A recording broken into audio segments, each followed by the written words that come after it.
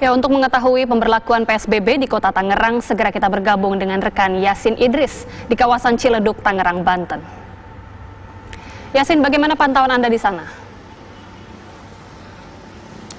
Ya, sampai dengan siang hari ini tadi sempat hujan sebentar, kemudian tim gabungan baik itu polisi, kemudian Dinas Perhubungan dan juga Satpol PP sempat beristirahat, meneduhkan diri dulu, dan saat ini sudah mulai lagi dilanjutkan untuk operasi dari pemberlakuan PSBB di Kota Tangerang ini.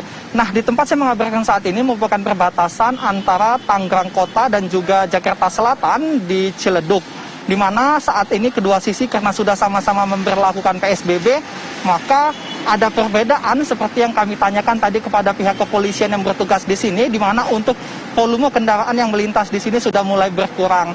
Nah, jika kita pantau di belakang saya juga terdapat spanduk, di mana di sana spanduknya bertuliskan untuk menggunakan masker, kemudian tidak boleh berboncengan. Tentunya hal ini yang juga harus diikuti dan juga dipatuhi oleh pengendara yang masih melintas di daerah sini. Nah, untuk mengetahui kira-kira sanksi sudah diterapkan apa belum oleh petugas yang melakukan operasi ini, saya akan mengajak Anda untuk berbincang dengan Kepala Checkpoint di titik saya mengabarkan saat ini. Sudah bersama dengan saya Pak Marsiono selaku Kepala Checkpoint di sini. Pak Yono, selamat siang Pak. Selamat siang. Pak, terima kasih waktunya untuk pemirsa TV One sebelumnya Pak Yono. Pak Yono, sampai dengan siang hari ini seperti apa Pak tim yang bekerja di lapangan ini untuk menertibkan pada saat pemberlakuan PSBB ini Pak? Ya, terima kasih. CP yang kami lakukan mulai dari 06.00 tadi sampai saat ini seperti biasa, menghimbau untuk masyarakat supaya pakai masker. Kami di sini bergabung dengan 3 pilar, antara polisi, tentara, dan anggota Disub atau Pol PP. Yang kami lakukan di sini yaitu memberhentikan bagi pengendara yang tidak pakai masker, kemudian pengendara motor yang berboncengan yang tidak satu KTP, terus mobil kendaraan roda 4 yang depannya diisi 2 orang ataupun kapasitas yang melebihi 50%. Demikian. Nah, paling banyak Pak pelanggaran dominasi di bagian mana Pak? Sementara saat ini yang kami tegur kebanyakan berboncengan yang tidak satu KTP. Alasannya kenapa? Kenapa dia tidak tahu. Setahu dia yang penting pakai masker, ternyata dia setelah kita periksa KTP-nya tidak satu KTP. Demikian. Artinya sosialisasi masih kurang Pak ya? Sebenarnya sosialisasi udah terus dan terus. Mereka ini kebanyakan tidak tahu. Yang penting pakai masker. Nah, malah sekarang kalau kemarin kita himbau-himbau, sekarang kita lakukan dengan teguran tertulis. Demikian. Oke. Nah Pak, teguran tertulis seperti apa Pak? Bisa ditunjukkan kepada pemirsa TV One Pak? Apakah berupa surat keterangan razia atau seperti apa Pak? Nah, ini kami tunjukkan untuk teguran tertulis.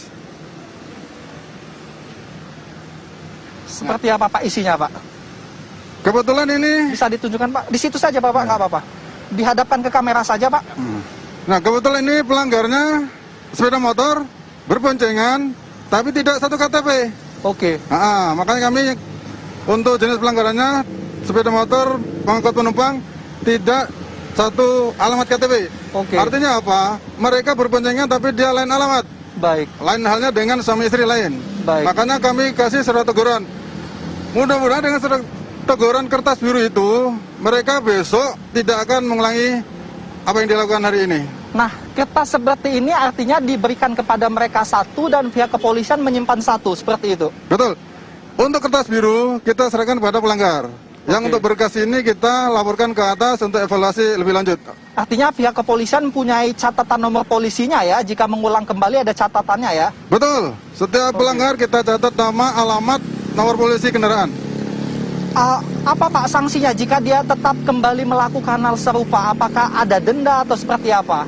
Untuk sementara ini kita belum tahu apa sanksi berikutnya kalau seandainya mereka melanggar.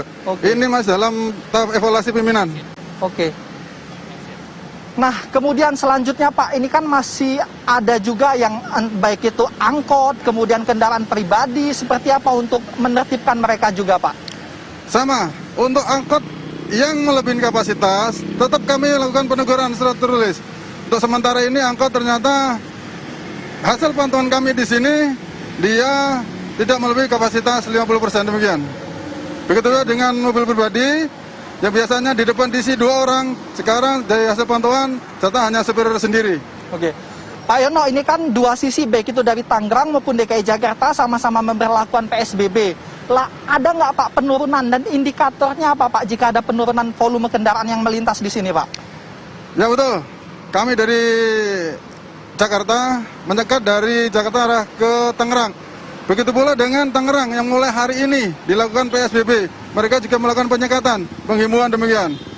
Tapi untuk penurunan itu sudah ada Pak, baik secara data ataupun penglihatan dari tim yang bertugas di sini, volume kendaraan yang melintas. Betul, dari hasil volume dari pagi sampai sekarang, kami perkirakan 50% sendiri volume kendaraan yang melintas dari arah Tangerang ke arah Jakarta. Oke. Begitu juga dengan sebaliknya, demikian.